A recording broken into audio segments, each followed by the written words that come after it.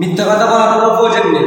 আপনি আমার এই ধরনকে দেখে একটা লাইক, একটা শেয়ার, একটা কমেন্ট, একটা রিপোস্ট, একটা কমেন্ট করে বলে যাবেন আমি কথা দিলাম, আমি আপনার আইডি দিকে আপনাকে অবশ্যই সাপোর্ট করে আসবেন। আর আমার মতন একজন সাধারণ মানুষ ছোট থেকে বড় সেই নাচ গান কইরা যখন দিনের বুঝ পাইছে তখন মানুষকে কালামত যখন আল্লাহ আল্লাহ রসুলের কথা বলি।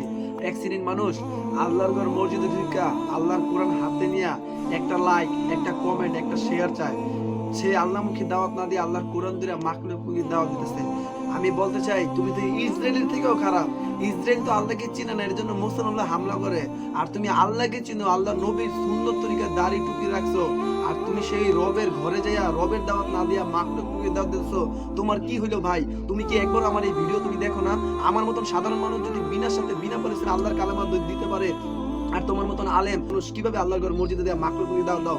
একটু একটু তো ভাবো ভাই। তোমার রব তোমাকে কোরআনের বুঝ দিছে, আমাকে আল্লাহ কোরআনের বুঝ দেয় নাই, আমি কোরআন পড়ি নাই। আমাকে যদি এই পৃথিবীর সবচেয়ে বড় সম্প্রদায় না বলে একটা কায়দা ধরে যে এই কায়দা ধরে বলো একটা লাইক, একটা কমেন্ট করার চাওয়ার জন্য, আমি তো ভাই পারবো না। তোমার কি একটু এই বুক কাঁপে না? তুমি কোন আল্লাহর বান্দা, কোন নবীর উম্মত? তোমার রবের দাওয়াত না দিয়া তুমি মাকলুকুমি দাওয়াত দিতেছো।